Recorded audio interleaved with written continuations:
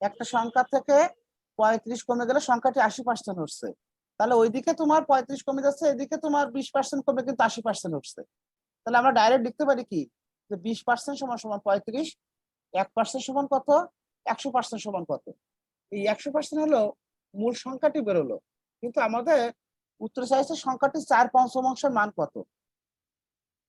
সংখ্যাটির 4/5 মান কত, তাই সংখ্যাটি 4/5 মানে কি, মূল যে সংখ্যা আসছে তার 4/5 বলে দেখো 140 আসে কাটাকাটি করবে।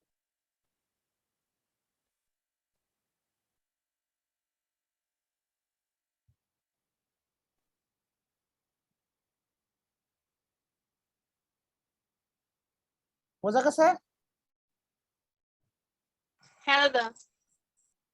আমি আবারও বলি, সংখ্যাটি থেকে 35 কমে যাচ্ছে, আবার মূল সংখ্যা তো 100% ছিল, সেটা আবার 80% চলে আসছে। তাহলে ওই দিকে 35 কমে যাচ্ছে, এদিকে 20% কমে যাচ্ছে, তাহলে আমরা 20% সমান 35 লিখতে পারি। কারণ 35ও কম, 20%ও কম, এই দুটো পরস্পর সমান। ঠিক আছে,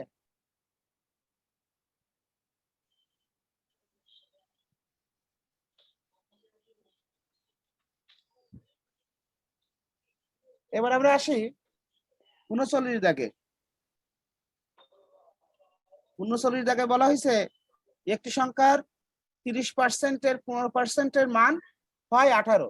তো কোনো সংখ্যা যদি এক্স হয়, তার 30%, এর 15% সমান সমান কত হবে, 18 হবে।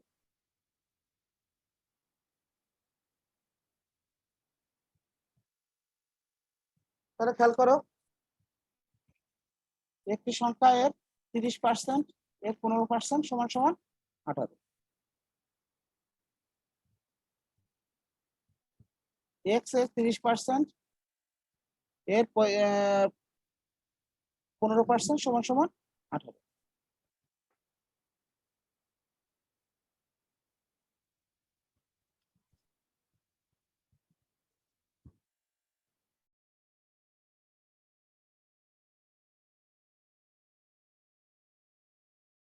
ঠিক আছে,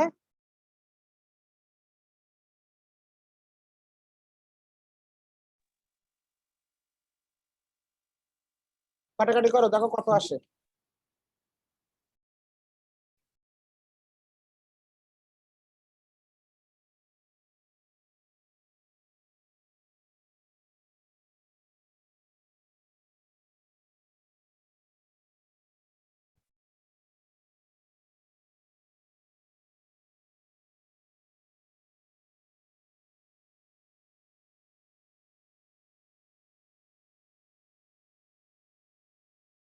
চারশো আসছে?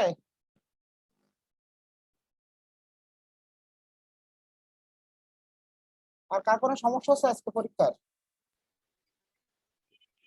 হ্যাঁ দাদা, বলো। আছে তো। হ্যাঁ বলো। দাদা, 70 লিটারের 2/1/2% সমান কত লিটার? হ্যাঁ, ওইটা ওইটা লিখে রাখছি ভাইটি, ওটা তুমি পাঠাইছো না মানে। জি দাদা, আমি তো ওইটা ওইটা গ্রুপে দিয়ে দিছিলাম আমি। হ্যাঁ ওটা আমি 3টা নিছি। মনে হয় দিছিলাম গ্রুপে। হ্যাঁ হ্যাঁ নিছি, সমস্যা নেই, ওটা আমরা আসবো আলোচনা।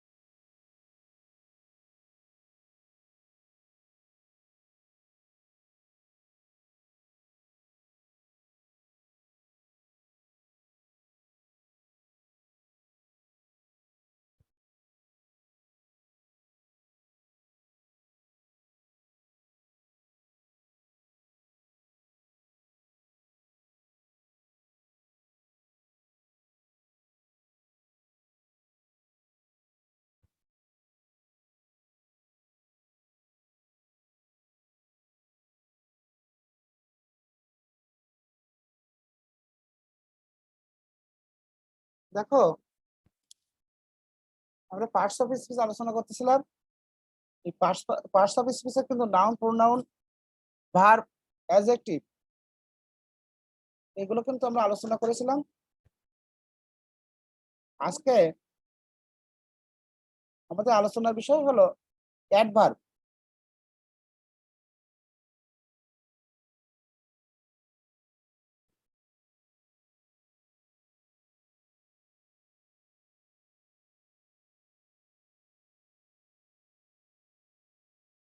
অ্যাডভার্ব মূলত কাকে বলে? আমরা জানি যে কোনো ওয়ার্ডের সাথে এলওয়াই যুক্ত থাকলে সেগুলো আমরা অ্যাডভার্ব হিসেবে সেগুলো গণ্য করি। কিন্তু মূলত যে ওয়ার্ড গুলো কোনো অ্যাডজেক্টিভ, কোনো ভার্ব, আবার কোনো অ্যাডভার্বকে মডিফাই করবে, তখন তাকে অ্যাডভার্ব বলা হয়। অ্যাডজেক্টিভ কি করছে? ওই অ্যাডভার্ব কি করছে? কোনো অ্যাডজেক্টিভকে, কোনো ভার্বকে বা কোনো অ্যাডভার্বকে কিন্তু মডিফাই করছে। আর অ্যাডজেক্টিভ কাকে মডিফাই করতো? কোনো নাউন বা প্রোনাউনকে না?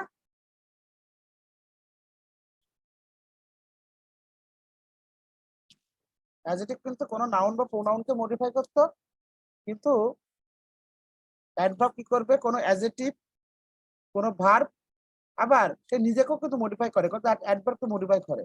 দেখো এখানে তিনটা সেন্টেন্স লেখা আছে, দি ম্যান ওয়াক্স স্লোলি। তাহলে এখানে দেখো সে হাঁটে কেমন? আস্তে আস্তে। অর্থাৎ এই যে ওয়াক্স, একে কিন্তু সে মডিফাই করছে, হাঁটাটাকে মডিফাই করছে। সে হাঁটে কত দ্রুত হাঁটে, নাকি আস্তে হাঁটে, নাকি এই হাঁটাটাকে যখন মডিফাই করছে, অর্থাৎ ভার্বকে যখন মডিফাই করছে, তখন মডিফাই করছে কোনটা? এই সোলোলি দ্বারা। এই সোলোলি দ্বারাই কিন্তু এই ওয়ার্কস মডিফাই হচ্ছে। তাহলে কিন্তু এই সোলোলি হলো ভার্বকে মডিফাই করছে, এবং সোলোলি হলো কিন্তু একটি অ্যাডভার্ব। দ্বিতীয় উদাহরণ আমি লিখে রাখছি, দেখো, হি ওয়ার্কস ভেরি সোলোলি। খেয়াল করো, হি ওয়ার্কস ভেরি সোলোলি, সে খুব আস্তে হাঁটে। এই ভেরি কিন্তু দেখো এই ওয়ার্কস কিন্তু মডিফাই করছে, ঠিক আছে। আবার কেমন সোলো, কেমন আস্তে? খুব আস্তে। অর্থাৎ এই ওয়ার্কস কে কিন্তু সোলোলি দ্বারা মডিফাই হচ্ছে, এই সোলোলি আবার কিন্তু এই ভেরি দ্বারা কিন্তু মডিফাই হচ্ছে। আমি এখানে বলছি কোন সেন্টেন্স, কোন ওয়ার্ড যদি অ্যাডভার্ব হয়, সেই অ্যাডভার্ব কি করবে? কোনো ভার্বকে মডিফাই করবে, কোনো অ্যাডজেক্টিভকে মডিফাই করবে, আবার সে নিজেকেও কিন্তু মডিফাই করতে পারে।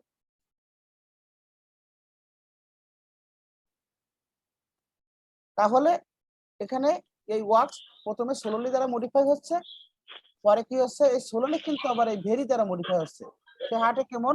আস্তে। কেমন আস্তে? খুব আস্তে। এখানে যে ভেরি এবং সোলোলি, এই দুটোই কিন্তু অ্যাডভার্ব। 3 নম্বর যে এটা সেন্টেন্স, কি দুটো পাবে? হ্যাঁ দুইটাই অ্যাডভার্ব এখানে। 3 নম্বরে দেখো, দি নোবেল ইজ ভেরি ইন্টারেস্টিং। ইন্টারেস্টিংটা কি? নোবেলটা না? অর্থাৎ ইন্টারেস্টিং দ্বারা কিন্তু নোবেলকে মডিফাই করা হচ্ছে। নোবেলটা কেমন? আনন্দদায়ক, ইন্টারেস্টিং। তাহলে ইন্টারেস্টিং কিন্তু যখন এই নাউনকে মডিফাই করছে, তখন এটা কিন্তু একটা অ্যাডজেক্টিভ। আবার দেখো, কেমন ইন্টারেস্টিং? খুব ইন্টারেস্টিং, অর্থাৎ ভেরি ইন্টারেস্টিং। অর্থাৎ এই ভেরি দ্বারা কিন্তু এই অ্যাডজেক্টিভকে মডিফাই করা হচ্ছে।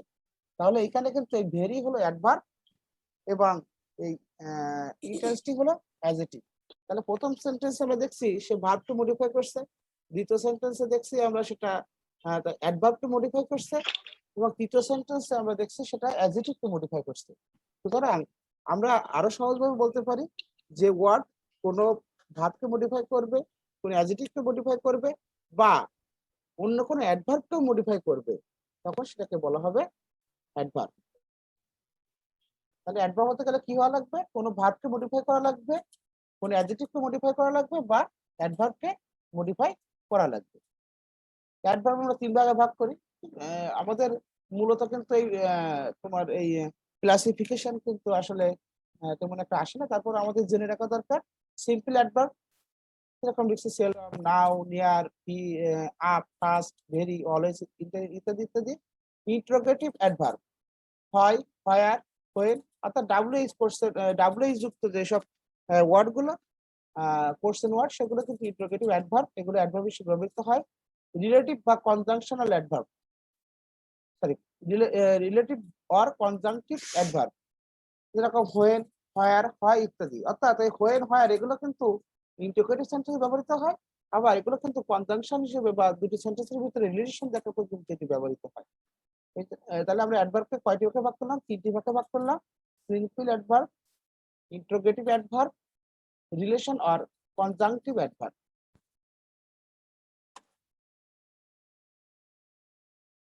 এখানে দেখো বলছে যখন কোনো ওয়ার্ড কোনো নাউনকে মডিফাই করে তখন এর অ্যাডজেক্টিভ এবং ভার্বকে মডিফাই করবে তখন কিন্তু এরা অ্যাডভার্ব। আমাদের এখন দেখতে হবে যে সে কখন নাউনকে মডিফাই করে আর কখন সে ভার্বকে মডিফাই করে। দেখো প্রথমে এখানে অ্যাডজেক্টিভ লেখা আছে, এখানে অ্যাডভার্ব লেখা আছে। আমরা অ্যাডজেক্টিভ এবং অ্যাডভার্ব কিভাবে বের করব সেটা দেখার জন্য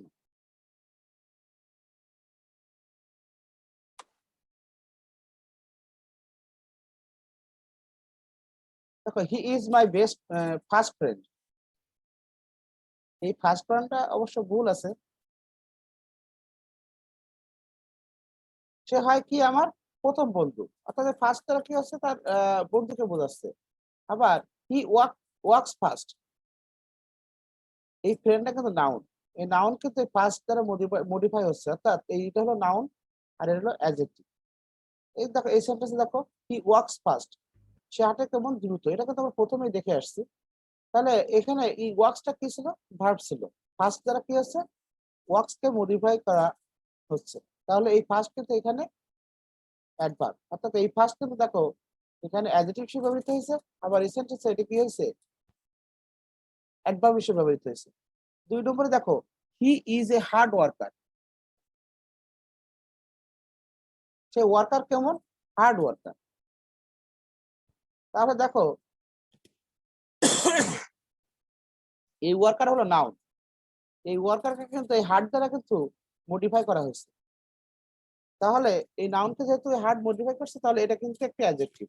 আবার এখানে দেখছি লক্ষ্য লিখছি হি ওয়ার্কস হার্ড, সে কষ্টকর কাজ করে, কাজ করে কেমন কষ্টকর, ওয়ার্ক কিন্তু মডিফাই করছে, এই ওয়ার্কস কে মডিফাই করছে, এই জন্য এই হার্ড কিন্তু এখানে অ্যাডভার্ব হিসেবে ব্যবহৃত হয়েছে। তাহলে দেখো একই হার্ড অবস্থান ভেদে বা ব্যবহার ভেদে কোথাও অ্যাডজেক্টিভ কোথাও অ্যাডভার্ব।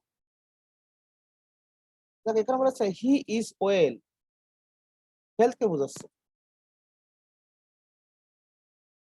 আবার হি সিংস ওয়েল, সে কেমন সুস্থ সবল, হেলথি যেটাকে বলা হয় বা স্বাস্থ্যসম্মত বোঝাচ্ছে। তাহলে এই হি কে কিন্তু অর্থাৎ প্রোনাউনকে মডিফাই করছে। আমরা জানি কি নাউন এবং প্রোনাউনকে যে মডিফাই করে সেগুলো অ্যাডজেক্টিভ, তাহলে এই ওয়েল কিন্তু এখানে অ্যাডজেক্টিভ। আবার হি সিংস ওয়েল, সে ভালো গায়, গায় কেমন ভালো, সিংস কে কিন্তু মডিফাই করছে, এই জন্য এটা এই ওয়েলটা কিন্তু এখানে অ্যাডভার্ব।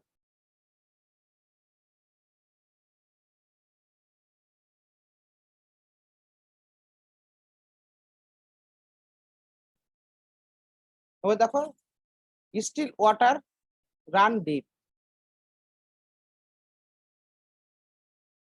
এখানে বলেছে he is he still works in the office.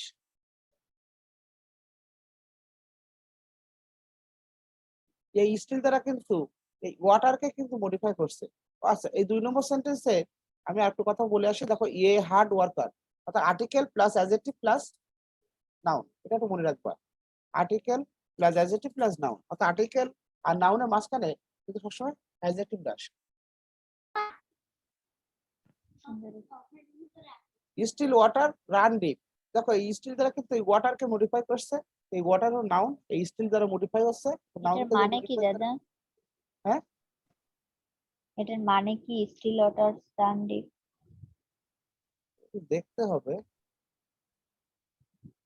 Still water run deep গভীরে যায়।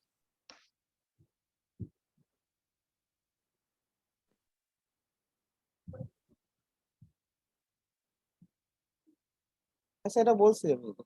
এই স্টিল দ্বারা কিন্তু ওয়াটারকে মডিফাই করছে, স্টিল হলো অ্যাডজেক্টিভ, ওয়াটার হলো নাউন।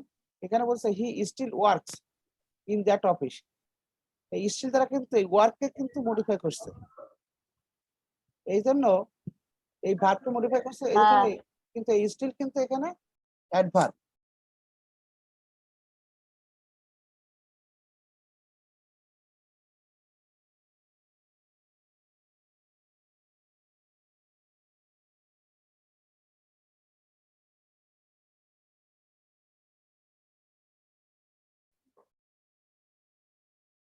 তাহলে অ্যাডভার্ব আমি একটু তোমাদেরকে একটু ই করে আসি। অ্যাডভার্ব মূলত কি হয়, কোনো অ্যাডজেক্টিভ কোনো ভার্ব বা কোনো অ্যাডভার্বকে মডিফাই করে, এটা তাদের সেন্টেন্সে অবস্থান ভেদে মডিফাই অনুযায়ী সেটি ব্যবহৃত হয়। হ্যাঁ, আমরা এখানে কিছু উদাহরণ দেখিয়েছি। কোথাও সে ভার্বকে মডিফাই করছে, কোথাও সে অ্যাডভার্বকে মডিফাই করছে, কোথাও সে অ্যাডজেক্টিভকে মডিফাই করছে। অ্যাডভার্বকে আমরা তিনটা ভাগে ভাগ করছি। এক হলো সিম্পল অ্যাডভার্ব, ইন্টারোগেটিভ অ্যাডভার্ব বা কনজাংটিভ অ্যাডভার্ব, বা ওটাকে আবার রিলেটিভ অ্যাডভার্বও বলা হয়। আমরা এখন চলে যাব প্রিপজিশন।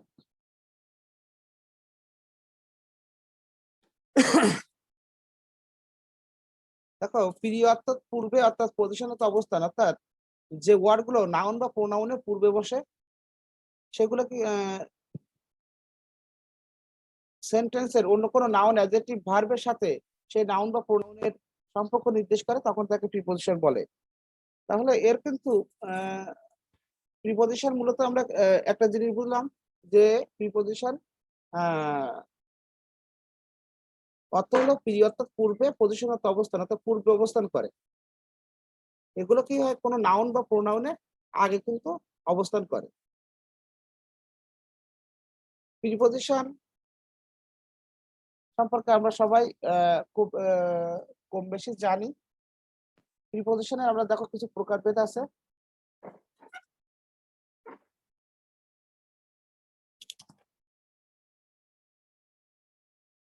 এক নম্বর আছে সিম্পল প্রিপজিশন। 6 ভাগে আমরা প্রিপজিশনকে ভাগ করতে পারি: simple preposition, double preposition, compound preposition, phrase preposition, participle preposition এবং ডিসগুইজড প্রিপজিশন। প্রথমে দেখো আমরা এখানে লিখছি সিম্পল প্রিপজিশন, এগুলো after, in, at, of, on, আরো অনেক কিছু আছে আর কি। ডাবল প্রিপজিশন অর্থাৎ এগুলো যুক্ত থাকে, ডাবল ডাবল থাকে, যেরকম ইনটু, ইন আর টু এই দুটো যোগ হয়েছে, আপ আর অন এই দুটো যোগ হয়েছে, উইথ আর আউট এই দুটো যোগ হয়েছে, অর্থাৎ এগুলো কি প্রিপজিশন গুলো ডাবল ডাবল হিসেবে ব্যবহৃত হয়। Compound preposition, above, about, beside এগুলো phrase preposition, in front of এগুলো একটা কিন্তু ফ্রেজ।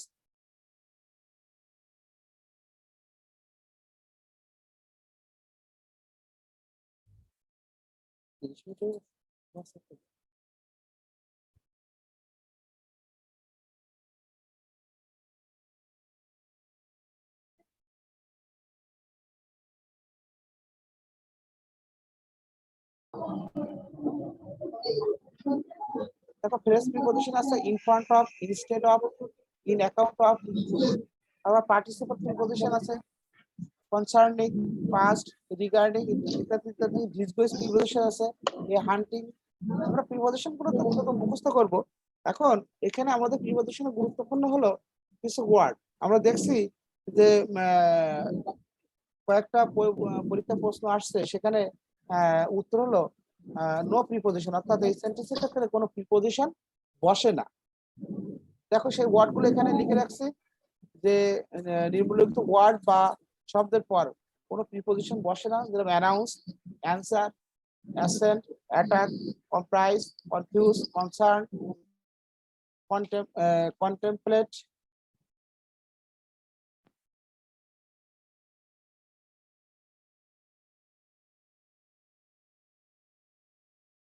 এই যে ওয়ার্ড গুলো এখানে আছে, এই ওয়ার্ডের পরে কিন্তু কখনোই কোনো প্রিপজিশন বসবে না। তোমরা যদি এটা তো ভিডিও করা থাকবে, প্লাস তোমরা যদি করতে চাও এখান থেকে কিন্তু স্ক্রিনশট দিয়ে নিতে পারো, পেনে বড় করে স্ক্রিনশট দিয়ে নিতে পারো। দাদা মিটের পরে উইথ প্রিপজিশন বসে না? মিট আছে নাকি এখানে? আছে তো।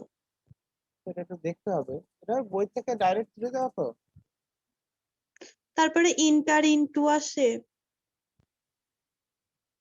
মানে আমি সেন্টেন্সের কথা বলতেছি আর কি। হ্যাঁ, ইন্টার, ইনটু, ইন্টারের পরে কি ইনটু এটা প্রিপজিশন আসে না? ইনটু তো প্রিপজিশন। ইন্টার সেন্টেন্স যখন আমরা করি। এটা প্রিপজিশন। হ্যাঁ, inter into the room, inter into the room. আচ্ছা, তাহলে এগুলো আমি একটু দেখবো রে। মিট আর হলো যে তোমার ইন্টার। আরো অনেকগুলোই আছে দাদা, যখন সেন্টেন্স তৈরি করতে হয় তখন তো আচ্ছা, আমি প্রিপজিশন গুলো দেওয়া হয়। দাদা জয়েন উইথ হয় না? হ্যাঁ, জয়েন উইথ তো হয়। Concerning, confuse of. আচ্ছা, তাহলে এগুলো দেখি আমি একটু, ঠিক আছে? এটা আমি একটা বই থেকে এটা একটু ডাইরেক্ট তুলে দিছিলাম। অ্যাপ্রোপ্রিয়েট প্রিপজিশনের ক্ষেত্রে কি তারপরে যে পিক আপ আর নরমাল প্রিপজিশন না, প্রিপজিশন তো প্রিপজিশন, বুঝছো? না, তারপরে যে পিকের পরে তো আপ প্রিপজিশন Pick up. আসে। হ্যাঁ হ্যাঁ, আচ্ছা ঠিক আছে, তাহলে এটা আমি একটু দেখবা না? হ্যাঁ, তাহলে আমরা পরে এইটা যে কনজাংশনের অর্থ হলো সংযোগ করা, অর্থাৎ যে ওয়ার্ড দুই বা ততোধিক ওয়ার্ড, ফ্রেজ বা সেন্টেন্সকে যুক্ত করে তখন তাকে কনজাংশন করে। কনজাংশন হিসেবে আমরা জানি এন্ড, অর, বাট, এগুলো কিন্তু যুক্ত হয়। এন্ড আমরা সচরাচর প্রায় যুক্ত করে থাকি।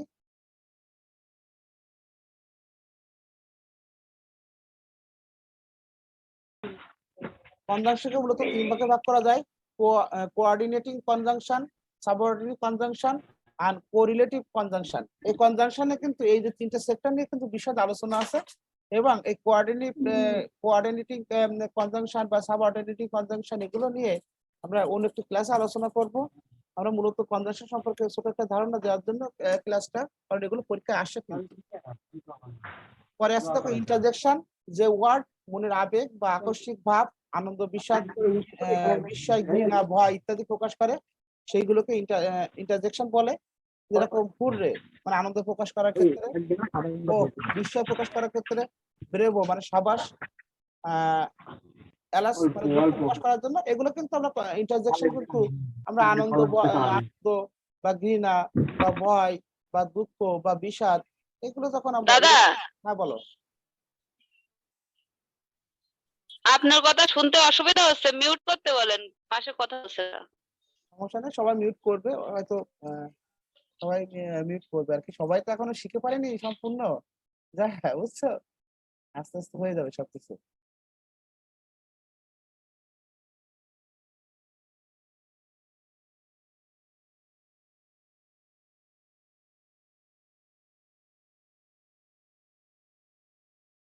যাই হোক, আমাদের কনজাংশন গুলো সম্পর্কে ধারণা করলাম। আমি গতকালকে বলেছিলাম যে আজকে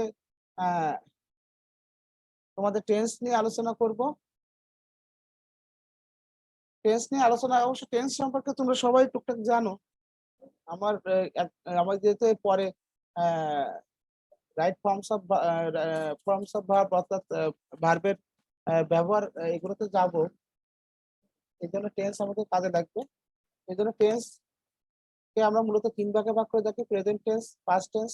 টেন্স মানে কি কাল বা সময়কে নির্দেশ করা হয়, তিন ভাগে ভাগ করি: প্রেজেন্ট টেন্স, পাস্ট টেন্স এবং ফিউচার টেন্স। প্রেজেন্ট মানে কি বর্তমান সময়, পাস্ট মানে কি অতীত, আর ফিউচার মানে কি ভবিষ্যৎ। এটা ছোটবেলা থেকে তোমরা শিখে আসতেছ। সবাইকে সবার অবগতের জন্য বলি, মানে আমাদের 40 মিনিট টাইম থাকে ফ্রি। 40 মিনিটের পরে যদি কেটে যায় তা আবার সবাই কিন্তু জয়েন করবো। আমি চেষ্টা করতেছি 40 মিনিটের পরে থাকার জন্য।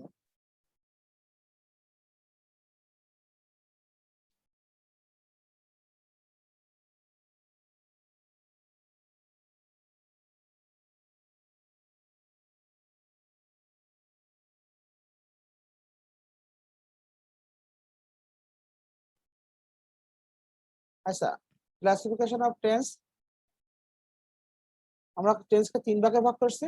সেখানে আবার প্রেজেন্ট টেন্স, পাস্ট টেন্স এবং ফিউচার টেন্স। এখানে দেখো প্রেজেন্ট টেন্স, এই প্রেজেন্ট টেন্সকে আবার চার ভাগে ভাগ করা যায়: present indefinite tense, present continuous tense, present perfect tense বা পারফেক্ট কন্টিনিউয়াস টেন্স।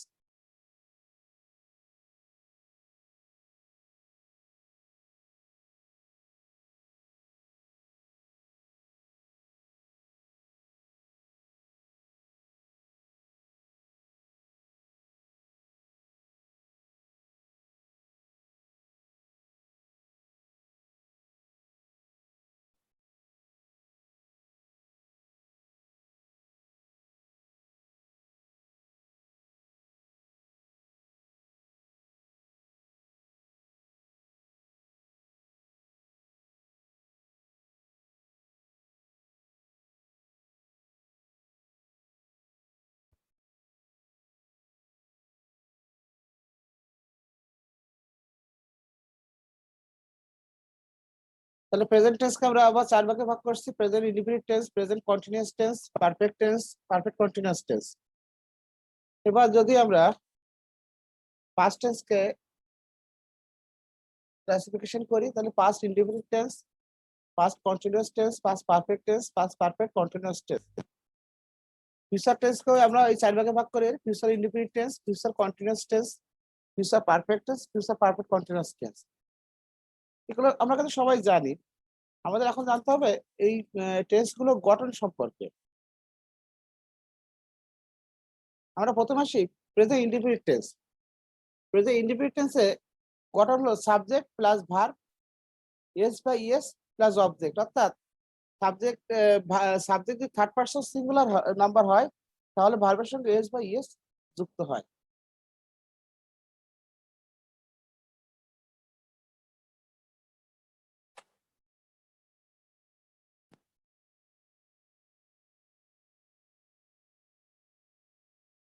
দেখো এখানে লিখছে I go to market, subject plus verb plus object. দ্বিতীয় উদাহরণটা লিখছি you see a bird, you এখানে সাবজেক্ট, এখানে সি হলো ভার্ব, এখানে এ বার্ড হলো অবজেক্ট। দেখো 3 নম্বর বলছি মাদার কলস মি এ ফুল,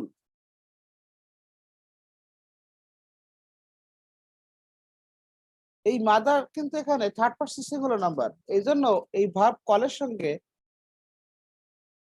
এস যুক্ত হয়েছে। আমাদের প্রেজেন্ট ইনডিফিনিট টেন্সের ক্ষেত্রে সবচেয়ে গুরুত্বপূর্ণ যেটা আমরা জানি, এক্ষেত্রে ভার্বটা বেস ফর্ম হয়, অর্থাৎ বি অন হয়, ভার্বের প্রেজেন্ট ফর্ম হয়। আমরা ভার্ব না লিখে এখানে বি অনও লিখতে পারতাম।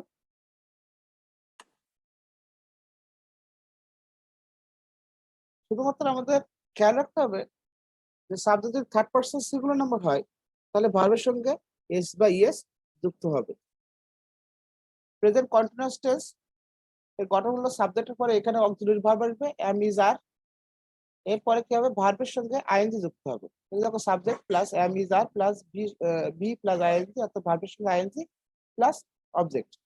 দেখো I am reading a book, অর্থাৎ আমি বই পড়িতেছি আর কি, মানে যেটা বর্তমানে যে কাজগুলো চলমান আছে সেগুলো কিন্তু প্রেজেন্ট কন্টিনিউয়াস টেন্স দ্বারা বোঝানো হয়ে থাকে। এরকম দে আর গোয়িং টু স্কুল, তারা স্কুলে যাচ্ছে, অর্থাৎ তারা কিন্তু বর্তমানে যাচ্ছে। এর গঠনের আমরা কি দেখলাম, সাবজেক্ট বসবে, যেরকম আই সাবজেক্ট বসছে, এরপরে কি বসবে অক্সিলারি ভার্ব এম ইজ আর, অর্থাৎ এই সাবজেক্ট অনুযায়ী একটা অক্সিলারি ভার্ব বসবে, এই আয়ের জন্য এম বসছে, এবারে ভার্বের সাথে কি হবে আইএনজি যুক্ত হবে, এই জন্য রিডিং এ বুক, এটা হলো অবজেক্ট।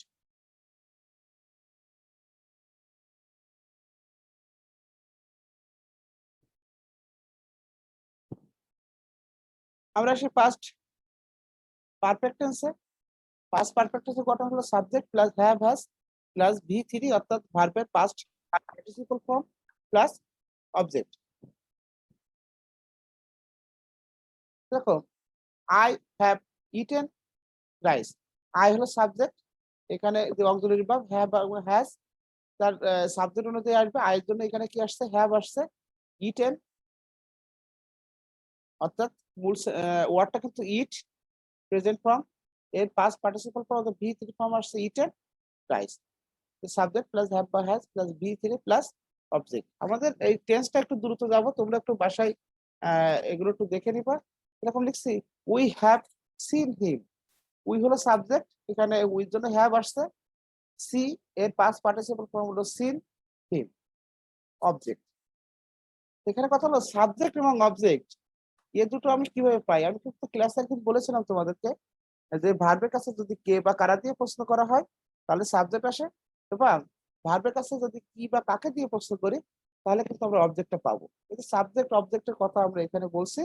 আমি আবারও বলি যে ভার্ব, এই ভার্বের কাছে কে বা কারা দিয়ে প্রশ্ন করলে আমরা সাবজেক্ট পাবো, আর ভার্বের কাছে কি বা কাকে দিয়ে প্রশ্ন করলে অবজেক্ট পাবো। যেরকম আই হ্যাভ ইটেন রাইস, খাই কে, আমি, আই। দেখো কে দিয়ে প্রশ্ন করলে কিন্তু উত্তর আসলো আই, এই আই হল সাবজেক্ট, খাই কি রাইস অর্থাৎ ভাত, এই রাইস হলো কি object.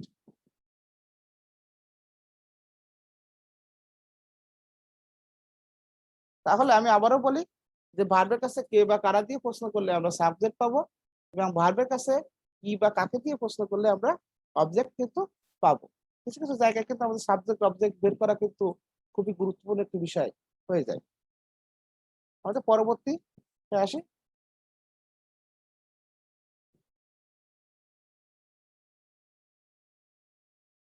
Present perfect continuous tense.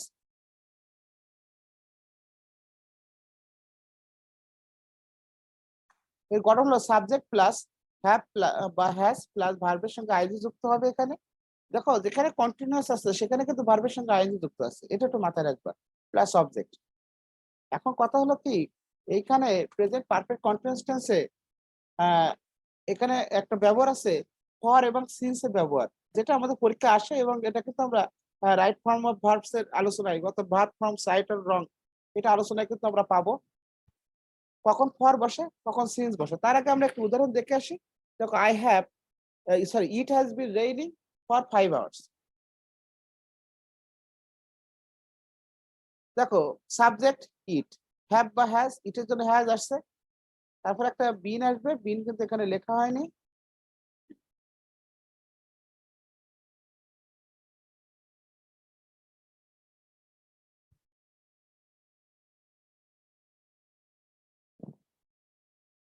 তারপরে ভার্বের সঙ্গে আইএলজি, দেখো রেইনিং, তারপর অবজেক্ট, অবজেক্ট যেটা আসে আসুক। এখন কথা হলো দেখো এখানে একই সেন্টেন্স দুটো লিখছি, it has been raining for 5 hours, it has been raining since.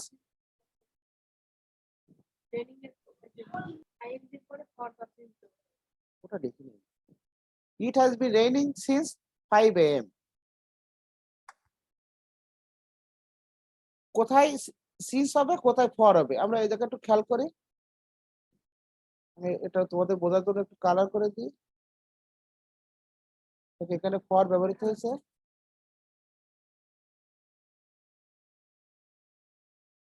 এখানে সিন্স ব্যবহৃত হয়েছে, এখানে ফর ব্যবহৃত হয়েছে।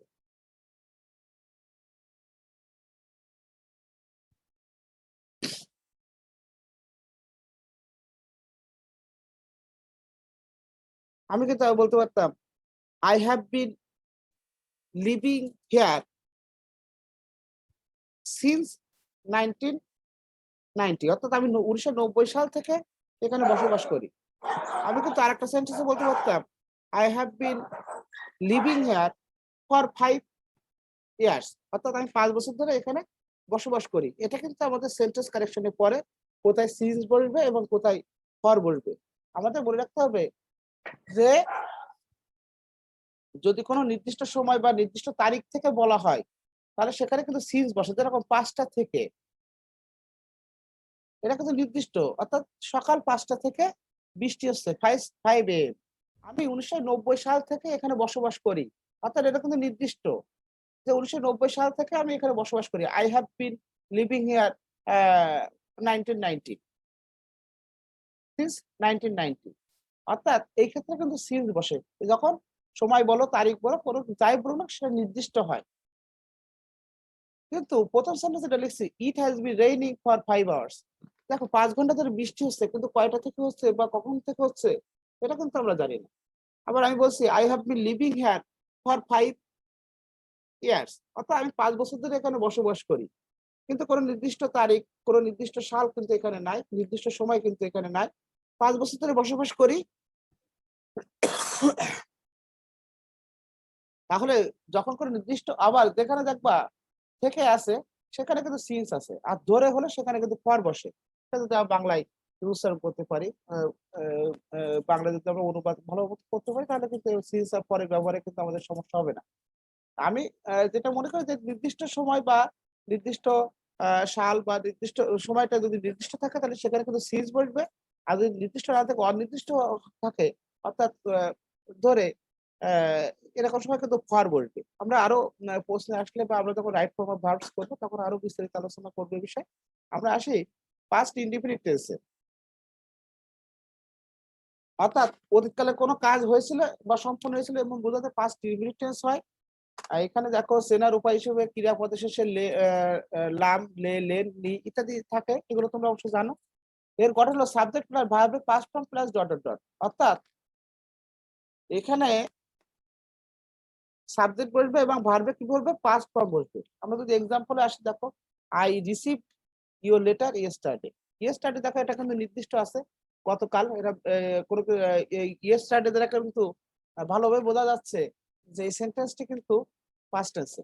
দেখো আরো আছে পাস্ট, লাস্ট, ইয়েস্টারডে, এগো, long ago, before, as if, it is time, back ইত্যাদি। এগুলো থাকলে কিন্তু সেই সেন্টেন্সটি কি হবে, পাস্ট টেন্সে হবে।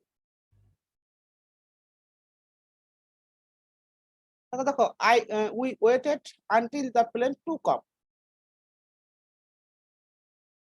হি showed me how to do the sum, সে আমাকে দেখিয়েছিল কিভাবে অঙ্কটি করব। এগুলো হলো পাস্ট ইনডিফিনিট টেন্সের উদাহরণ।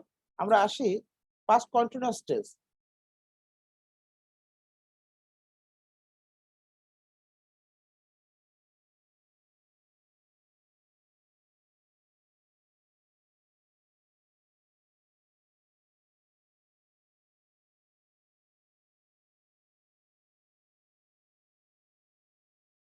পাস্ট অতীতকালে কোনো ঘটনা বা কোনো কাজ চলছিল বা এখনো শেষ হয়নি এরকম বোঝাতে, অর্থাৎ অতীতকালে শুরু হয়েছিল কিন্তু এখনো শেষ হয়নি এরকম বোঝাতে কিন্তু পাস্ট কন্টিনিউয়াস টেন্স ব্যবহৃত হয়।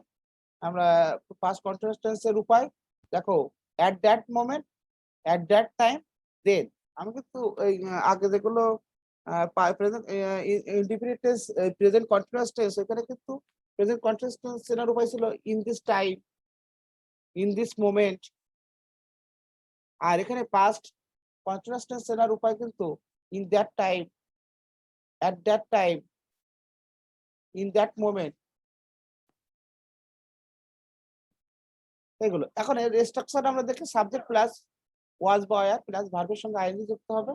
এরকম এক্সাম্পল 1 নম্বরে আছে, দেখো the girl was singing, I was watching movie train, mother was reading the কোরআন।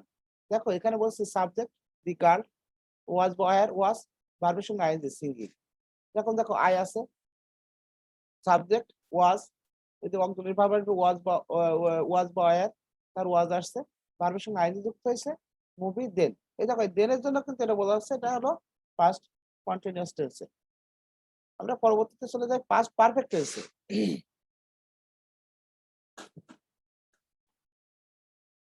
অতীতকালে কিন্তু পাস্ট পারফেক্ট টেন্স অতীতকালে দুটি ঘটনাকে কিন্তু সংযুক্ত করবে। অতীতকালে দুটি কাজ সংঘটিত হলে যে কাজটি অপেক্ষাকৃত আগে বা পূর্বে ঘটিত হয়েছিল সেটি পাস্ট পারফেক্ট টেন্সে হবে, আর যে কাজটি পরে হয়েছিল সেটা পাস্ট ইনডিফিনিট টেন্সে হবে। তাহলে আমরা সহজে বুঝতে পারলাম যে পাস্ট পারফেক্ট টেন্সে কিন্তু দুটো সেন্টেন্স যুক্ত হবে, যে সেন্টেন্সের একটি সেন্টেন্স হবে পাস্ট পারফেক্ট টেন্স, অন্য সেন্টেন্সটি হবে পাস্ট ইনডিফিনিট টেন্স।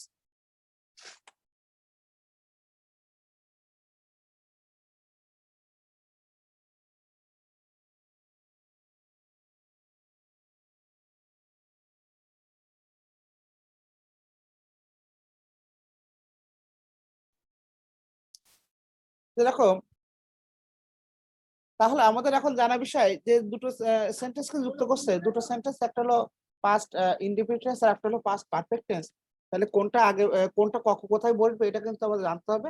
আমরা কিন্তু মনে রাখতে হবে বিফোর এবং আফটার দিয়ে কিন্তু এই দুটি সেন্টেন্স যুক্ত হবে। কি দিয়ে যুক্ত হবে? বিফোর এবং আফটার দিয়ে। মনে রাখো বিফোর মানে আগে এবং আফটার মানে পরে, অর্থাৎ বিফোর মানে আগে, বিফোরের আগে হবে পাস্ট পারফেক্ট টেন্স, বিফোরের পরে হবে পাস্ট ইনডিফিনিট টেন্স। আর আফটার মানে পরে না, এটা মনে রাখতে, আফটারের পরে হবে পাস্ট পারফেক্ট টেন্স এবং আফটারের আগে হবে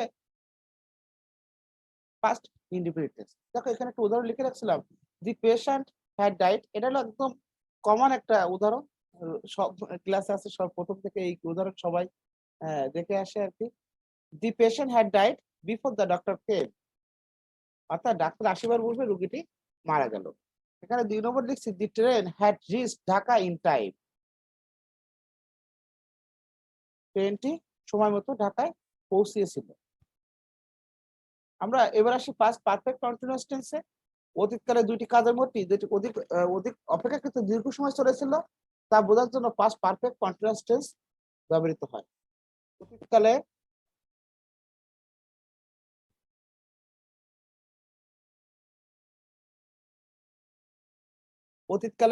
অতীতকালে দুটি কাজের মধ্যে যেটি বেশি সময় ধরে চলেছিল, অর্থাৎ বেশি দিন ধরে চলেছিল, সেটির ক্ষেত্রে কিন্তু পাস্ট পারফেক্ট কন্টিনিউয়াস টেন্স ব্যবহৃত হবে।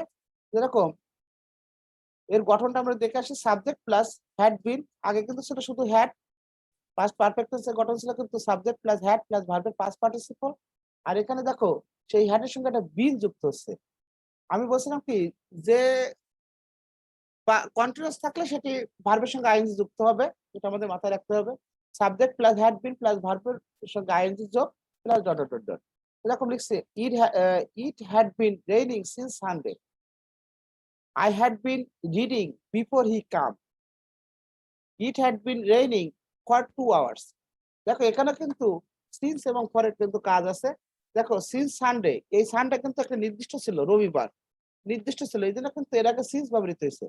এখানে বলছে it had been raining, sorry it had been raining for 2 hours, তাহলে 2 ঘন্টা ধরে বৃষ্টি হচ্ছে। কখন শুরু হয়েছে তা কিন্তু এখানে উল্লেখ করা নেই, সময়টা কিন্তু নির্দিষ্ট না। আমাদের মনে রাখতে হবে যদি নির্দিষ্ট হয় তো তার আগে সিন্স বসে, যদি নির্দিষ্ট না হয় সেক্ষেত্রে তার আগে কিন্তু ফর বসে।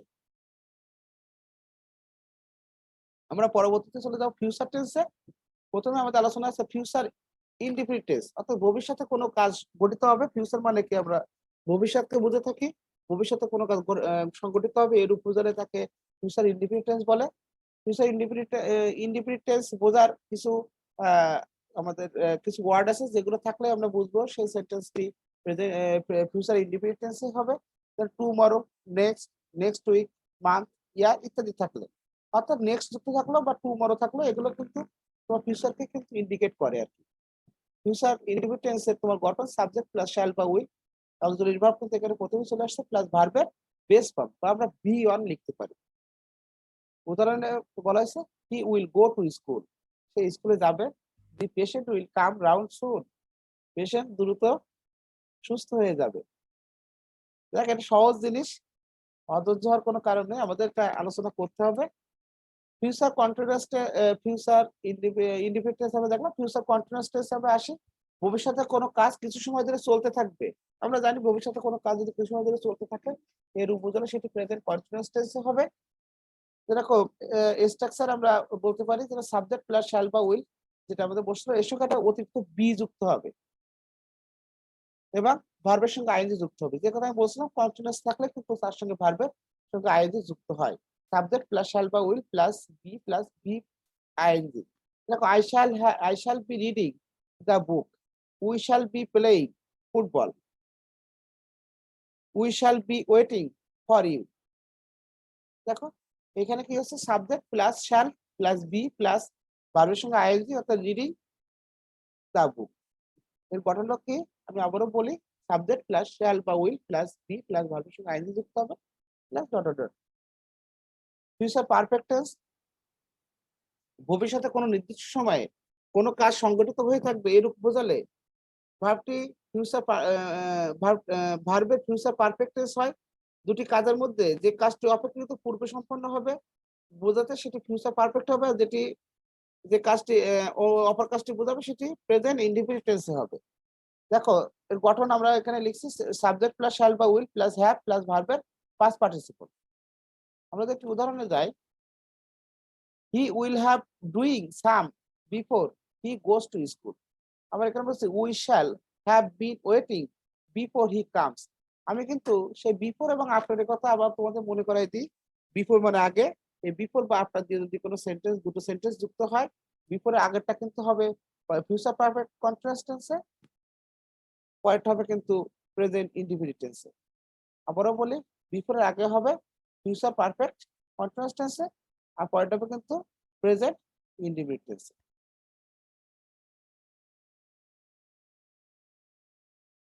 তাহলে আমাদের টেন্সের যে আলোচনা এগুলো একটু তোমরা বাসায় দেখবো। আমরা কিন্তু আগামীকালকে তোমাদের দেখবো কম্পিটিটিভ বইতে verb form right or wrong এটা নিয়ে আলোচনা করবো, সাথে সাথে অন্য বইতে যে রাইট ফর্ম অফ ভার্ব যেগুলো আছে সেগুলো নিয়ে কিন্তু আলোচনা করব। আমরা এখন আসি অঙ্কের যে সমস্যাগুলো তোমরা আমাদের পাঠিয়েছিলে, এগুলো মনে হয় রাখি পাঠাইছিল। দেখো প্রথম যে অঙ্কটা সে আমাদের পাঠাইছে সমস্যার ক্ষেত্রে,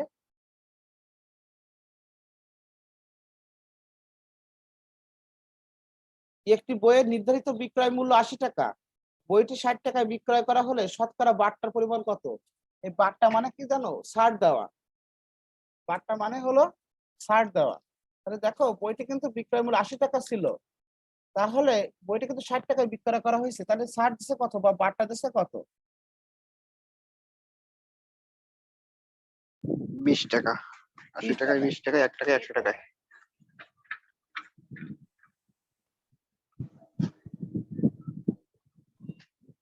উত্তর কত হবে তাহলে করো সবাই? 80 টাকায় 20 টাকা, 1 টাকায় আর 100 টাকায়। হ্যাঁ, কত আসে? আহ, 4 দিয়ে কাটলে 4 দুগুণে 8, 25। 25%? 25। দেখে আর দু একজন বলুক দেখি।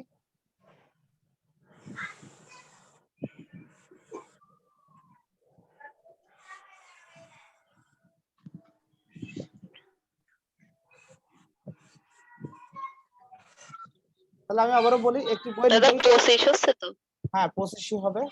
একটি বইয়ের নির্ধারিত বিক্রয় মূল্য ছিল 80 টাকা, বইটি 60 টাকায় বিক্রয় করা হলে শতকরা বাট্টার পরিমাণ কত? বাট্টা মানে কি? কম নেওয়া। এই শতকরা কত কম নিচ্ছে, ঠিক আছে?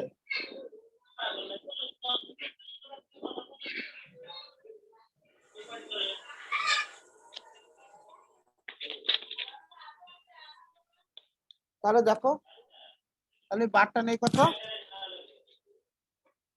বাট্টার পরিমাণ হলো কত? 20 টাকা। তাহলে কিন্তু সে 80 টাকায় কিন্তু 20 টাকা বাট্টা পাচ্ছে, এই জন্য কিন্তু সে 60 টাকা বিক্রি করতে পারছে। অর্থাৎ 80 টাকায় বাট্টা পায়, 20 টাকা, 1 টাকা কত আর 100 টাকা কত? উত্তর হলো 25%।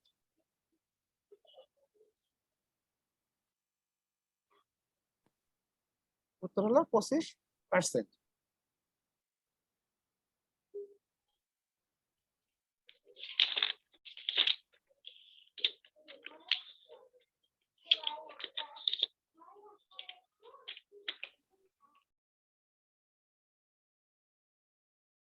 দুই নম্বরের সমস্যাটা একটু সবাই খেয়াল করো। এখানে বলছে ছোটনের বেতন গত মাসে 9% বৃদ্ধি পাওয়ার পর সে দেখলো যদি তার বেতন 9% না বেড়ে 11% বৃদ্ধি পেত, তাহলে তার মাসিক বেতন হতো কত? 72,150 টাকা হতো। ছোটনের বর্তমান মাসিক বেতন কত? করো অঙ্কটা।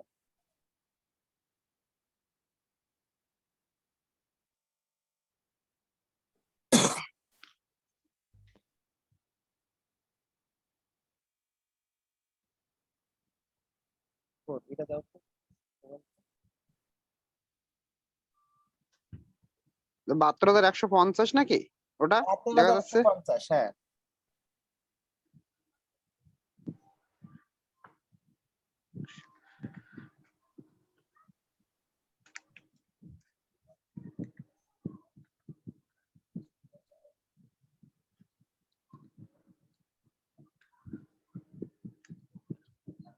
দেখো,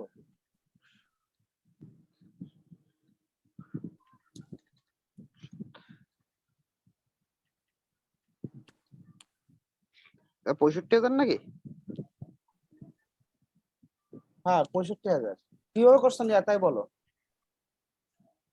দাদা আমি করছি হচ্ছে আপনার যদি 11% বৃদ্ধি পাওয়া, হ্যাঁ অর্থাৎ বর্তমানে আছে 100%, হ্যাঁ হ্যাঁ তার থেকে 11% বৃদ্ধি পেয়েছে, হ্যাঁ তাহলে হলো 111%। হ্যাঁ তাহলে 111%। 111% সমান 72,150 টাকা। হম 1% সমান এবং 100% সমান। হ্যাঁ সুন্দর। আমি এটাই হলো যে ধরাতে চাচ্ছিলাম। এখানে দেখো কিন্তু 9%-এর কিন্তু কোনো কাজ নেই। বলছে 9% বাড়ার কথা ছিল, 9% না বেড়ে যদি 11% বাড়তো তাহলে 72,150 টাকা হতো।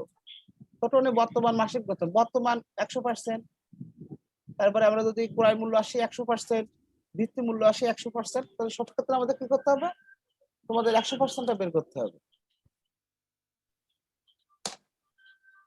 খেয়াল করো, তাহলে সে 9% না বেড়ে যদি 11% বাড়তো তাহলে এখন কত হতো? 111%।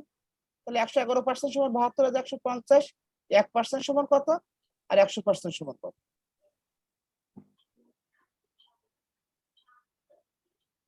নাকি তুমি কি লাইনে আছো?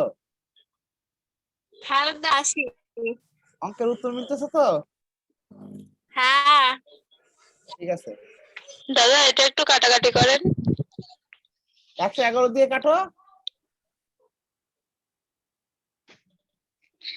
কাটাকাটি করে দিতে হবে, দাঁড়াও। সুপর্ণা না? না দাদা আমি 111 দিয়ে কাটো। 11 খুব দিয়ে কাটো ভালো প্রথমে। লাগিছে 11 দিয়ে কাটো আগে, হয়ে যাবে না। পারছি। 650 করে দাও। সহজ হিসাবে হয়ে গেল। সেটা বুঝতে পারছি, কিন্তু ওইটা প্রথমে আমি 111 দিয়ে ডাইরেক্ট কাটতে যাচ্ছিলাম, পরে দেখি শূন্য আছে শেষে।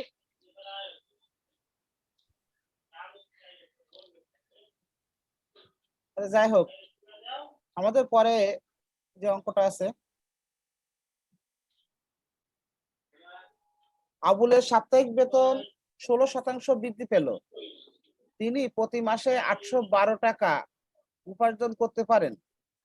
যদি তার সাপ্তাহিক বেতন 10% বৃদ্ধি পেত, তিনি প্রতি মাসে কত টাকা উপার্জন করতেন?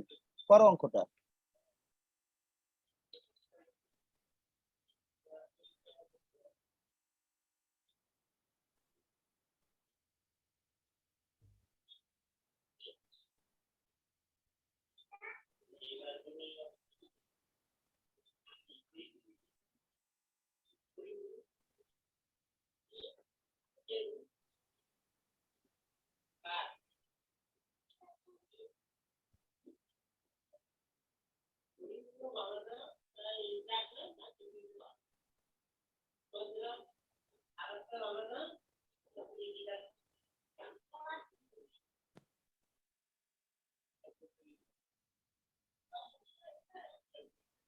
হয়েছে নিয়ার?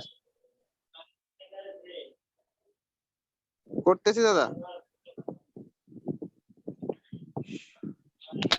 দাদা বলো।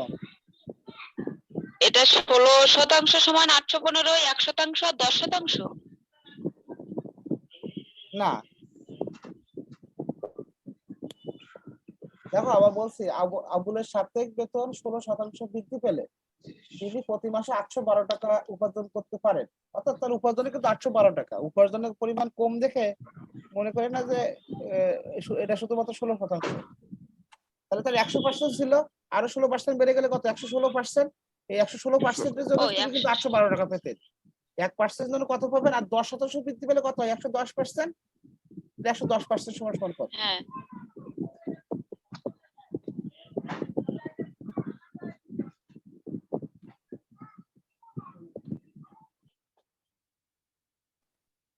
দেখো 116%, 16% বৃদ্ধি হওয়ার কথা।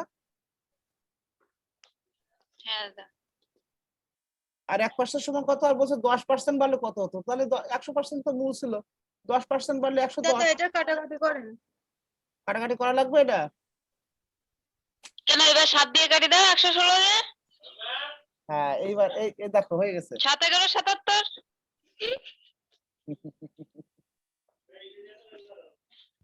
তুই কি বসেছিলি? হ্যাঁ, অপেক্ষায় ছিলাম যে তুই কোন সময় বলবি কাটাকাটি করেন। রাখি, উত্তর ঠিক আছে? হ্যাঁ দাদা। আচ্ছা ঠিক আছে। দেখো এই অঙ্কগুলো কিন্তু সহজ। আমাদের মূল 100% ধরে নিলে যত পার্সেন্ট বাড়ানোর কথা বলছে আমরা 100 সঙ্গে তত পার্সেন্ট যোগ করে দেবো। 16% বাড়ানোর কথা বলছিল বলে 116%। আর 116% হওয়াতে কত হয়েছে? 812 টাকা হয়েছে। তাহলে 116% সমান সমান 812। 1% সমান কত বলছে? 10% বাড়লে কত হতো? 10% বাড়লে হবে 110। হ্যাঁ দাদা বলো। দাদা এই যে এই অঙ্কে তো আমার এখনো সমস্যা। কোনটাতে বলো? এই যে নির্মাতা ও খুচরা বিক্রেতার উভয় 20% লাভে একটি জিনিস বিক্রয় করে তুমি ছবি তুলে যদি দাও। ওই জিনিসের নির্মাণ খরচ। হ্যাঁ, ওই ছবি অঙ্ক তুলে দেবো? ছবি তুলে দাও। ছবি তুলে মেসেঞ্জারে পাঠাই দাও।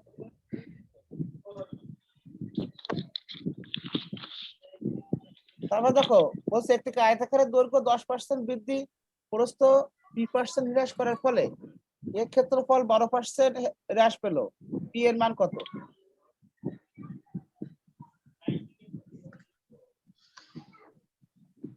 মনে আছে গতকালকে করাইছিলাম a + b এ গুণ বি ভাগ 100 সেই সূত্রে কিন্তু হ্যাঁ, কিন্তু এখানে পিটা কি করব? পির মানে বের করতে হবে।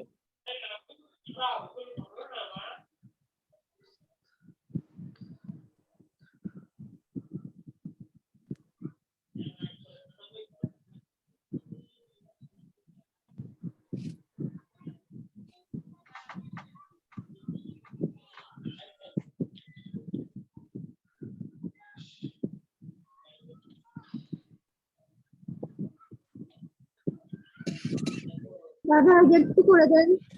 হ্যাঁ আমি করতেছি, তোমরা করো, চেষ্টা করো।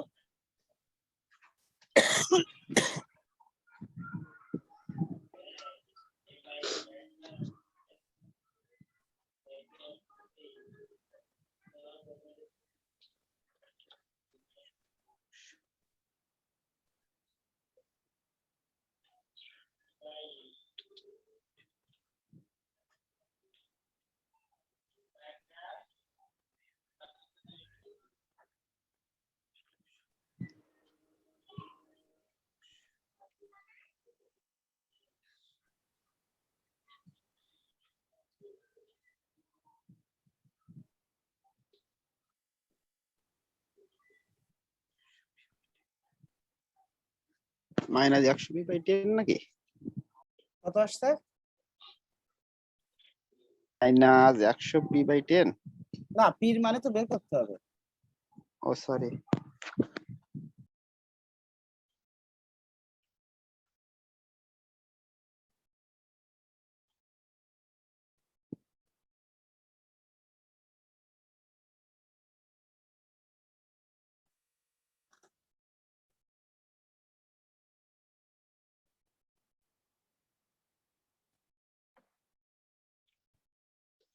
দেখো এটা উত্তর কত?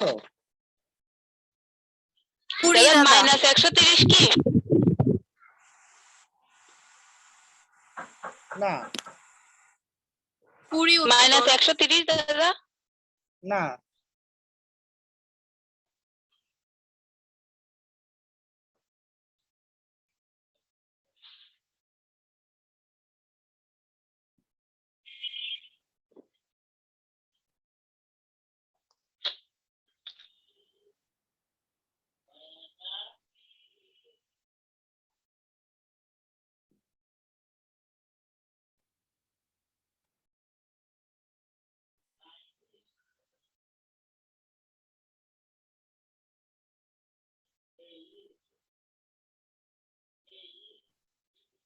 বলো জয়া তুমি কিভাবে করেছো? দাদা ওইটা ওই যে বাড়া কমার সূত্র দিয়ে হ্যাঁ, ওইখানে আমার হয়েছে 10 প্লাস পি বাই 10 10 প্লাস সমান না, ভুল গেছে কি জন্য বুঝতে পারছো? 10% বৃদ্ধি ছিল, তাহলে 10 এর প্লাস, ঠিক আছে? না, তার 10 মাইনাস পি না, আমি রেজাল্টটা বলছি। হুম। আমি বসাইছি 10 মাইনাস পি প্লাস 10 গুণ মাইনাস পি ভাগ 100। সমান সমান -12। হ্যাঁ, সমান সমান -12। -12 লিখছো নাকি +12 লিখছো তাই বলো? -12 লিখছি, হ্রাস নিহার, পাইছে যে -12 লিখছি। বিষয়টা কি ধরতে পারছো? গতকালকে যে সূত্র ছিল a প্লাস বি হ্যাঁ যোগ a গুণ b ভাগ 100, এখানে কিন্তু a এর মান দেওয়া আছে, b এর মান দেওয়া নেই। আবার সমান সমান যেটা মান আসবে সেটার মান দেওয়া আছে, 12% হ্রাস। হ্যাঁ দাদা, কালকে আপনি ওই সূত্রটা লিখে দিয়েছিলেন কিন্তু ইজ ইকুয়াল টু বলে দেননি। a plus B plus a b by 100 কিন্তু ইজ ইকুয়াল টু বলেননি। এটা তো ধরতে আমাদের ই পারতেছিলাম করে না। নিতে হবে, দেখা যাচ্ছে? হ্যাঁ, দেখছো 10 মাইনাস পি, তাহলে 10 বৃদ্ধি ছিল, এই জন্য 10 এর প্লাস। তারপরে তোমার হলো যে p% হ্রাসের কথা বলছিল, এই জন্য পি এর মাইনাস।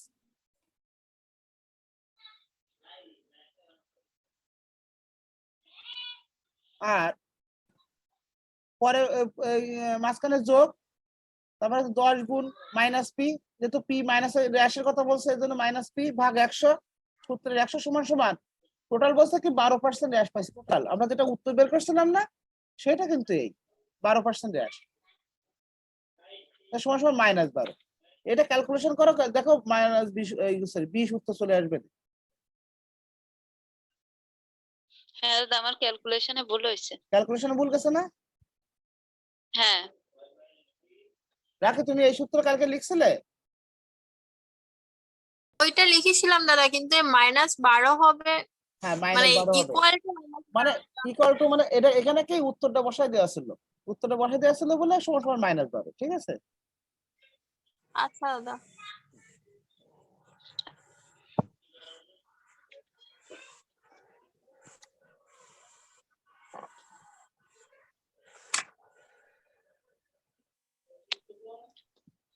দাদা, কেন 1 মিনিট পর আবার কেটে যেতে পারে, আমরা কিন্তু আবার ফিরে আসবো। হ্যাঁ বলো। ওইটা তো ছবি তুলতে পারছি না চলাকালীন। কোনটা? এই যে ক্লাস চলাকালীন আমি ছবি তুলতে পারছি না। কিসের ছবি তুলবা? স্ক্রিনশট দাও। স্ক্রিনশট দেন। স্ক্রিনশট দিতে হয়। আরে আমার বইয়ের ছবি, যেটা আমার সমস্যা। আচ্ছা দেখতেছি দেখি।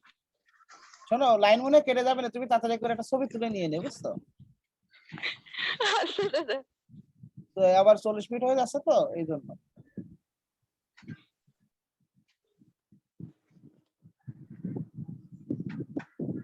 চলছে।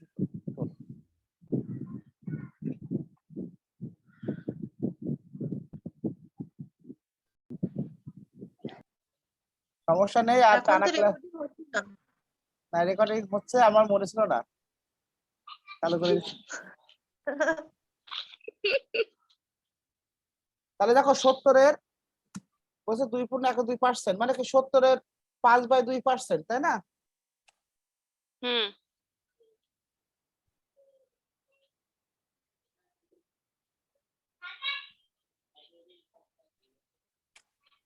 70-এর 5/2%, তাহলে 70-এর 5/2% মানে কি 70 গুণ 5/2, নিচে কিন্তু 100 হবে, 100 দিয়ে ভাগ, তাহলে 70 গুণ 5/2 গুণ 100।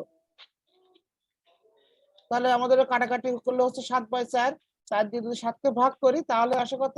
1/3/4, তাই না? এটা সহজ অঙ্ক ছিল, সমস্যা না, ওর উত্তর মিলিনি বলে মনে হয় দিছিল আমাকে। তারপরের অঙ্কটা আমরা একটু দেখি। তারপরের অঙ্কটা হলো জয়ের অঙ্কটা।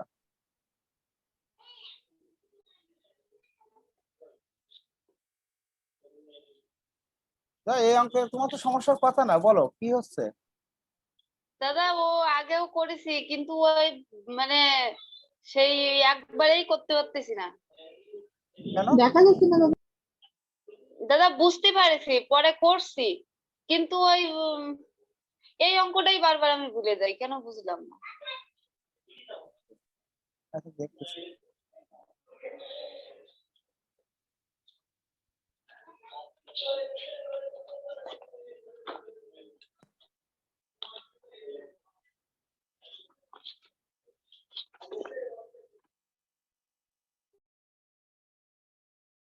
দেখা যাচ্ছে এর ছবির অবস্থা খুব খারাপ। দাদা চোখে ধরে না। কি করো, বোঝা ডিসপ্লে টান জুম দাও, করলে দেখা জুম করো, জুম করো। নির্মাতা ও খুচরা বিক্রেতা উভয় 20% লাভে একটি জিনিস বিক্রয় করে। যদি ওই জিনিসের নির্মাণ খরচ 200 টাকা হয়, তবে খুচরা মূল্য কত ছিল? আমরা কিন্তু সবসময় জানি এখানে তো দুইটা অপশন, যা উৎপাদনকারী বলেন বা দাদা। নির্মাতা, সে কি করে, এই তোমার মাঝখানে একজনের কাছে বিক্রি করে 20% লাভে, তাই না? নির্মাতা ও খুচরা বিক্রেতা উভয় 20% লাভে একটি জিনিস বিক্রয় করে। তা নির্মাতার উৎপাদন খরচ মনে করলাম 100 টাকা, সে যখন বিক্রি করতেছে 20% লাভে বিক্রি করে দিচ্ছে, তাহলে কত হচ্ছে? 120 টাকা। হুম। এখানে সবচেয়ে সমস্যা হয় আমরা নির্মাতার উৎপাদন খরচটা কিন্তু ধরি না।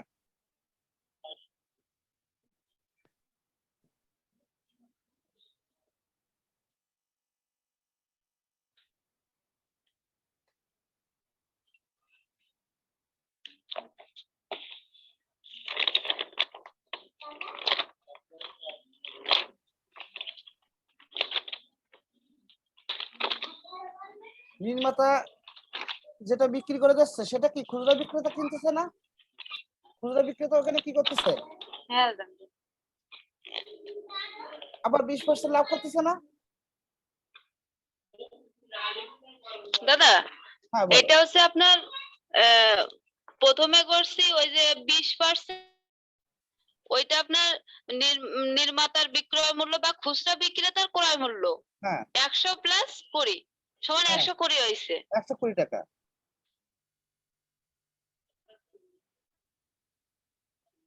তারপরে ওখানে ওই যে খুচরা বিক্রেতা কিন্তু আবার 20% খুচরা, বিক্রয় করে দিচ্ছে। হ্যাঁ তাহলে কি করতেছে? দাদা এর উত্তর আছে কি অপশনে? আছে আছে আছে 248 টাকা হচ্ছে। না 288 টাকা হবে। 288 দাদা উত্তর মিলিছে, কিন্তু আমার একটু ভালো করে বুঝাই দেন।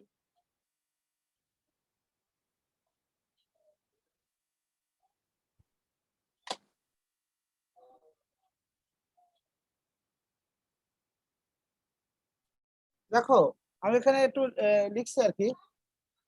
আমি বলে করলাম কি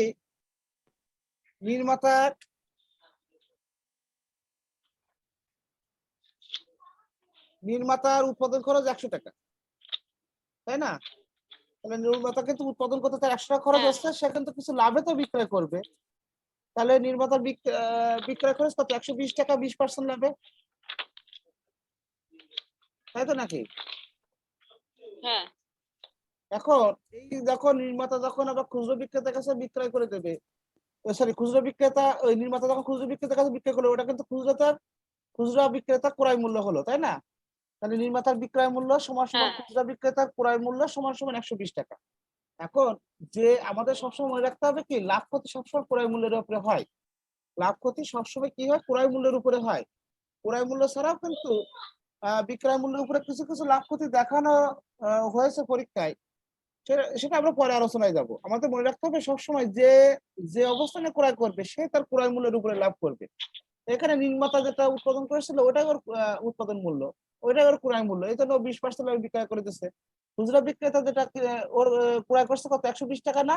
তবু খুচরা বিক্রেতা যখন বিক্রয় হ্যাঁ। করবে তখন কিন্তু সে ওই 120 টাকার উপরে কিন্তু সে লাভ করবে। তাহলে খুচরা বিক্রেতার বিক্রয় মূল্য তাহলে কত হবে? 120-এ আবার 120% বেড়ে যাবে না? 20% লাভ, হ্যাঁ 100% তো মূল, সেখানে আরো 20% লাভ করলে কি হয়? 120%, তাই না? হ্যাঁ তাহলে কত হচ্ছে? 144 না? হ্যাঁ এখন আমাদের দেখতে হবে প্রশ্নে কি দেওয়া ছিল।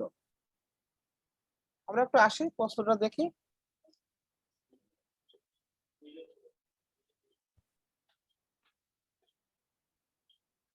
প্রশ্নে নির্মাণ খরচ 200 টাকা হয়, তবে খুচরা মূল্য কত? নির্মাণ খরচ কত ছিল? 100 টাকা না? নির্মাণ খরচ 100 হলে খুচরা মূল্য কত? 144 টাকা। 1 হলে কত আর 200 টাকা হলে কত?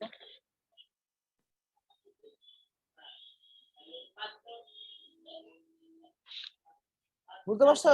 শেষ 3 লাইন জয়া, আমি লিখে নি। হ্যাঁ দাদা বুঝতে পারছি। দাদা একটু বলেন। নির্মাণ খরচ আমরা তো দেখছি 100 টাকা, তাই না? আমরা যেটা ধরে নিছি 100 টাকা হলে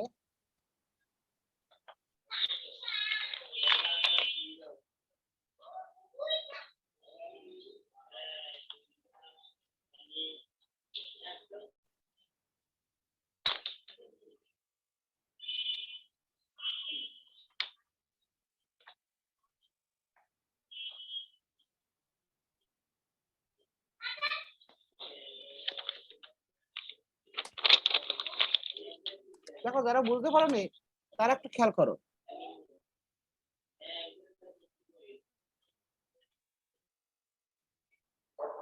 এখানে বলছি দাদা একটু নির্মাণ খরচ 100 টাকা হলে খুচরা মূল্য কত? 144 টাকা, যেটা আমরা ধরে পাইছিলাম, তাই না? 1 টাকা হলে কত আর 200 টাকা হলে কত? 1 টাকা হলে কত আর 200 টাকা হলে কত? নির্মাণ খরচ 100 টাকা হলে খুচরা খরচ 144 টাকা, নির্মাণ খরচ 1 টাকা হলে খুচরা খরচ হবে 144/100, আর প্রশ্নে কিন্তু দেওয়া আছে নির্মাণ খরচ 200 টাকা হলে খুচরা মূল্য কত।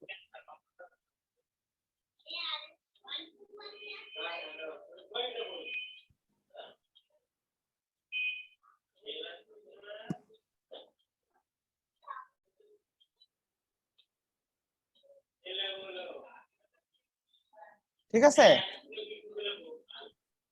হ্যাঁ দাদা ঠিক আছে। শোনো আজকে রিয়ার আজকে তো কোনো পড়াটা ছিল না তাই না? না দাদা আজকে কোনো পড়া ছিল না।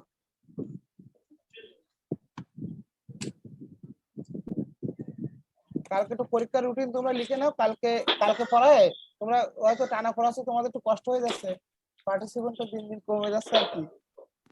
কালকে পড়ায় একদিন ছুটি থাকবে, আমি একটু বাড়ি যাব, রবিবার সোমবার, মঙ্গলবার থেকে আবার পড়াবো। বিসিএস দাদা লকডাউন মোটরসাইকেলে চলে যাবো। আবার না? না বৃহস্পতিবারে কি মোটে গাড়ি ঘোড়া চলবে না দাদা? তা জানি না, 14 তারিখে তা জানি না, আমি আপনার- যাবো দাদা, আপনার জন্য বুধবার চলবে। চলে আসবো। বলো দাদা দাদা রেকর্ডটা অফ করেন।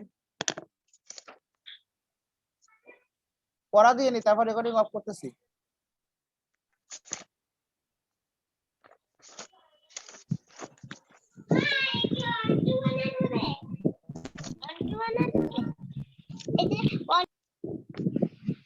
আরেকবার দেখাও।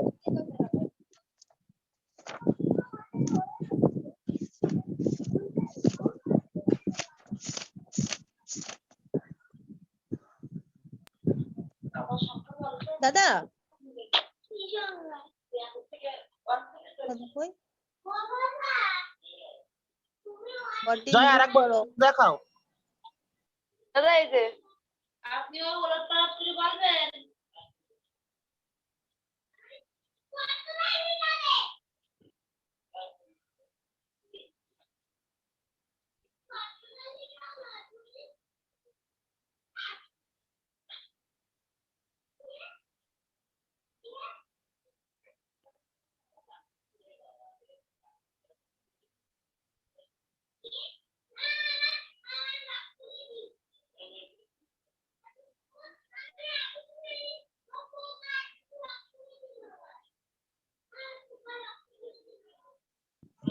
এবার 200 সঙ্গে যোগ করলে তো হয়ে যাচ্ছে তাইলে। নির্মাণ খরচ 200 টাকা দেওয়া আছে আর 88 বের হবে এটা করলে। লাভ তো তুমি বের করে ফেলতেছো, 88 বেড়ে গেল না? তো নির্মাণ খরচের সঙ্গে আর 88 যোগ করলে তো 288 হয়ে যাচ্ছে। মানে এটা ঠিক আছে কিনা তাই দেখাচ্ছিলাম। হ্যাঁ ঠিক আছে, সমস্যা নেই। দাদা হ্যাঁ বলো সুবর্ণা। পাশ ফেলের অঙ্কগুলো একটু কালকেও দেখাই দিও না। কালকে ভুলে পাশ গেছি। করার অঙ্ক দেখাবো, আর তারপরে এই যে তোমাদের এই যে ডাইরেক্ট দেখো 120% কিভাবে আসলো, এগুলো তো ওদের শেখায়নি। ওদের কালকে এগুলো নিয়ে আলোচনা করব। আমাদের পার্টিসিপেন্ট কমে গেছে বলে আজকে আর ওইদিকে যাচ্ছে না, কালকে ওইগুলো নিয়ে আমরা আলোচনা করব। নিয়ে আর আমরা পরীক্ষার রুটিনটা দিয়ে দিই। পরীক্ষা কি কি ছিল? 26-27 ছিল না আজকে? হ্যাঁ হ্যাঁ দাদা দাদা প্রেসিডিয়াম দেননি দাদা? হ্যাঁ প্রেসিডিয়াম দেননি তো? প্রেসিডিয়াম মানে আমি দেখতেছি কি প্রশ্ন বানাতে বানাতে ভরে গেছে, এই জন্য আর জায়গা ছিল না। আবার ওই direct পরীক্ষা হলে অন্য পেজে তো প্রিন্ট করে দেওয়া যেত, এখানে তো আর অন্য পেজ নেই, এই জন্য ঝামেলা হয়ে গেছে। নিয়ে আর তাহলে বিসিএস 26-27 ছিল, তাহলে 27, 28, 29 বিসিএস।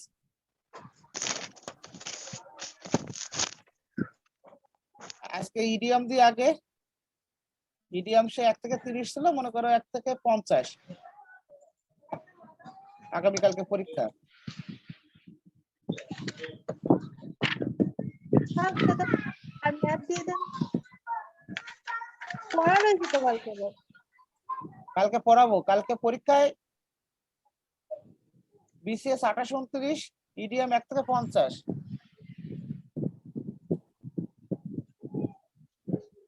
ম্যাথে কি দেওয়া যায়? দাঁড়াও ম্যাথ বইটা একটু বের করে। দাদা অনেক পড়া আছে, বাংলা, বাংলাদেশ। ও আচ্ছা আচ্ছা, দাঁড়াও ম্যাথ অল্প ওটা করে তো দিচ্ছি। আগামীকালকে পড়া। আগামীকালকে পড়া রুটিন অনুযায়ী কিন্তু কালকে থেকে পড়া নেবো কিন্তু, ঠিক আছে? দাদা কালকে তো রবিবারের রুটিন ফলো করবো তাই না? কালকে রবিবারের রুটিন আর মঙ্গলবারে তো পড়াবো, মঙ্গলবারের রুটিন। নিয়া লসাগু গসাগু পরীক্ষা নিছি? দশক না দাদা পরীক্ষা নেননি। তাহলে আগামী দিন থাকবে লসাগু, গসাগু থাকবে শুধুমাত্র পরীক্ষায়, গসাগু।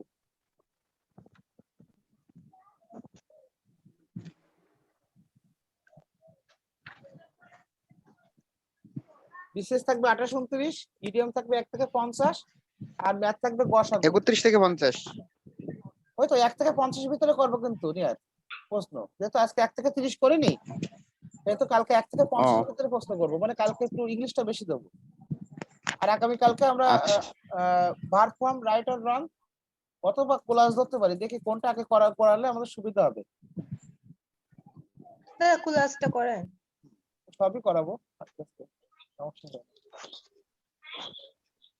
আপনি একা বললে তো হবে না ম্যাডাম।